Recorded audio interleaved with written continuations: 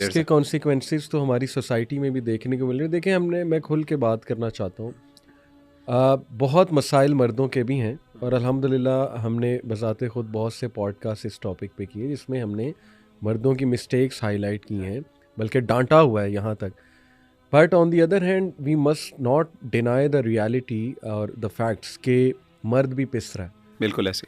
اور ایسی روتھ لیس سٹوریز مجھے سننے کو ملتی ہیں کہ گھر کیسے ٹوٹا یا کس طرح مطلب جینا حرام ہوا ہے ایک فیملی کا. اوور آل فیملی کی بات کروں گا, عورت کا بھی مرد کا بھی, بیکاز آف دیز کانسیپٹس کہ نہیں بس میں نے کچھ نہیں کرنا, سب تمہاری ذمہ داری ہے, کھانا بھی میں نے نہیں بنانا, تمہیں نے مجھے کھانا پرووائڈ کرنا ہے. ٹھیک ہے, یعنی ہر چیز جو ہے نا وہ شریعہ کو یوز کر کے ہر اس ذمہ داری سے چھٹکارا حاصل کرنا اور روتھ لیسنس دکھانا. تو ایسی بہت سی سٹوریز ہیں. تو point of discussing this in the beginning was کہ ایک تو کلیئرٹی ہو جائے آپ کے اس اسٹیٹس پہ, دوسرا یہ کہ چلیں ایک تھاٹ پرووکنگ بات کہ یہ ایشوز ایگزسٹ کر رہے ہیں ہماری سوسائٹی میں, اور ہماری جو فیمیل اسپیکرز ہیں ماشاءاللہ بڑی ذمہ دار فیمیل اسپیکرز, ریلیجس جو اسپیکرز ہیں, ان پہ ایک ذمہ داری آتی ہے کہ اس ایشو کو ڈسکس کریں. کیونکہ ہم بات کریں گے تو شاید ہمیں کہا جا سکتا ہے کہ نہیں آپ عورتوں کے ایشوز سمجھتے نہیں. سو ان پہ ذمہ داری کہ وہ ضرور اس پہ بات کریں اور ایک بیلنسڈ اوپینین, ایک بیلنسڈ اپروچ دیں جس سے گھرانہ جو ہے وہ بڑا اچھا گھرانہ بنے اور ایک اچھی فیملی جو ہے وہ جنم لے. So that's the reason. میں بھی ایک نا ایگزامپل آپ کی اجازت سے دینا چاہتا ہوں, بڑی زبردست ایگزامپل, جسٹ ٹو کلیریفائی اس ایگزامپل کو نا کنٹیکسچلائز کرنا چاہتا ہوں. یہ جو میں نے پوائنٹ بتایا تھا نا فیمنزم اور اسلامک فیمنزم کیوں, اگین سبسٹینشیٹ کر رہا ہوں کچھ ایگزامپلس کے ساتھ تاکہ لوگوں کو نا مسئلہ سمجھ آ جائے. انفارچونیٹلی یہ جو فیمنسٹک ہمارے پاس ٹینڈنسیز ہیں, یہ فیمنسٹک آئیڈیالوجی ہے, اس نے ہمارے اسکالرشپ کو بہت زیادہ انفلوئنس کیا ہے. اچھا, معاشرہ اس طریقے سے ہو گیا, آپ نے دیکھا ہے باقاعدہ ویلیفائی کیا جاتا ہے. جو فیمنسٹک آئیڈیالوجی سے ایگری نہیں کرتا اس کو اللہ معاف کرے ایک میزوجنی اور اسی طریقے سے ایک یعنی ایک غلط ایک ٹائٹل دیا جاتا ہے اور اللہ معاف کرے اس کو بلی کیا جاتا ہے ہر جگہ پہ, اللہ معاف کرے. اور اس سے نا ہماری اسکالرشپ بھی انفلوئنس ہوتی ہے. میں آپ کو اس کی ایک مثال دیتا ہوں. اگین میں کسی میں ان اسکالر کا نام نہیں لیتا, بہت رسپیکٹیبل اسکالر ہیں اور میں سمجھتا ہوں کہ انہوں نے یہ جان بوجھ کے نہیں کیا. اور یہ صرف ان اسکالر نے نہیں کیا, آپ کو ہر طرح کی اس طرح کی اپولوجیٹک رسپانسز نظر آتے ہیں. میں آپ کو ایک حدیث بتاتا ہوں اور ان کا رسپانس بتاتا ہوں آپ کو, بڑا انٹرسٹنگ حدیث یہ آتی ہے. ایک بندے نے سوال کیا کہ بلکہ ایک فیمنسٹک ایک اسلامک فیمنسٹ نے سوال کیا کہ جی جب عقیقہ ہوتا ہے ایک بچے کا تو لڑکی جو ہے اس کو جب اس کی خوشی پہ جو ہے نا ایک بکرا ذبح ہوتا ہے اور لڑکے کی خوشی پہ 2 بکرے ذبح ہوتے ہیں, کیوں؟ ٹھیک ہے.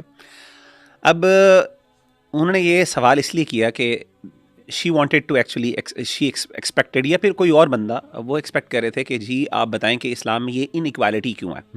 It was supposed to be equally, یعنی لڑکے کا بھی ہونا چاہیے لڑکی کا بھی ہونا چاہیے.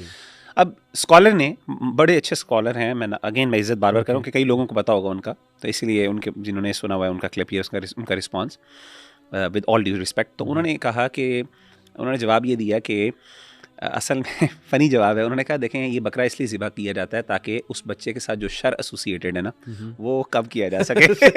تو چونکہ خاتون جو ہے اس کے ساتھ شر کم ہوتا ہے تو اسی لیے ایک بکرا, اور مردوں کے ساتھ چونکہ شر زیادہ ہے ایک لڑکے کے ساتھ, سوسائٹی کے اندر اس کا امپیکٹ زیادہ آتا ہے, تو اس لیے جو ہے وہ اس کے لیے 2 بکرے. اچھا یہ اب رسپانس بڑا پسند آیا لوگوں کو, بڑا انٹرسٹنگ جواب ہے, بڑا انٹرسٹنگ جواب ہے. اب آپ دیکھیں کہ یہ جو میں نے آپ کو رسپانس دیا نا, اگر میں کانٹیکسٹ ذرا چینج کرتا ہوں, امیجن کریں کہ یہ کہا جاتا کہ حدیث یہ ہوتی کہ عورت ہوگی تو 2 بکرے اور مرد ہوگا تو 1 بکرا. صحیح, کسی کو کوئی مسئلہ نہیں ہونا تھا. بالکل صحیح. نو ون وڈ بیٹ این آئی جسے کہتے ہیں نا, وہ میم ہے بڑے مزے کا, کسی کا نہیں. لیکن جیسے ہی انہوں نے یہ انٹرپریٹیشن کی جس میں مرد, یعنی ہوا یہ کہ بظاہر پہلی انٹرپریٹیشن سے مرد یہاں پہ نظر آ رہا ہے, صحیح, عورت نیچے ہے, صحیح, پرابلم ہو گئی. تو انہوں نے کیا کیا, انہوں نے مرد کو نیچا کیا اور عورت کو, کیونکہ شر زیادہ ہے تو عورت کو اوپر کر دیا. Everyone is fine. ہونا یہ چاہیے تھا ایکول ہونا. بالکل ٹھیک, یعنی ایکوالٹی فیمنزم کہتی ہے دونوں کو برابر لے کے آؤ. بالکل ٹھیک. ہمارے اسلامک فیمنزم کے اندر آپ کو عورت مرد کو ہمیشہ برا کرنا ہے اور عورت کو اوپر اٹھانا ہے, تب جا کے آپ کو بات ہضم ہوگی. یہ میں آپ کو تھوڑا سا شاید سمجھا پایا ہوں کہ نہیں. تو آپ دیکھیں یہ انٹرپریٹیشن انہوں نے ایسی کی جس میں مرد نیچا ہو گیا, بلکہ اب مرد, سوال یہ کہ مرد اٹھا سکتا ہے کہ جی اسلام مردوں کے بارے میں کیوں نیگیٹیوٹی بات کر رہا ہے, عورتوں کے بارے میں کیوں نہیں, لیکن اس کو پرابلم وہ ہضم ہو جاتی ہے آرام سے.